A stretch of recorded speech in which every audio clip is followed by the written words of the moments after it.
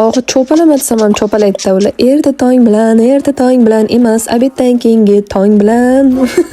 Angliyadagi uyim atrofini tozalashga chiqdim. Ha, bu tepadagi akamillo erim bo'ladi. Bachalarim shunday qaynarg'unchaga o'xshaydi, tipir qilar. Hay demasam shu suv dumalasa-da. Umringiz uzoq bo'lgur deyman-da shu payt. Behay shu joyda bitta lakcha bo'lsa, shunday sovib qilgan bo'laydi-da. Angliyada osmon teshilib qolganga o'xshaydi. Yomg'ir shunday odam umrini yevoradi, lekin Xudoga shukr, toza havo dardga davo. Hay, ana shunaqa hangima qilib yuramisiz ham podpiska tashlasangiz, addushi hurmatda bo'lasiz, lekin yo oddiylikda mensimaysizmisiz? Mayli. Qani ko'ramiz, podpiskangizdan bilib olamiz. O'zi bugun borku, anjancha shivada gapirmoqchi edim, lekin shu tilim shivaga qarab ketib qolaveradi-da. O'zi qaysi shivada gapirdim? Qani, qaysi viloyatdan? Topinglar qani. Ana zakovat boshlandi.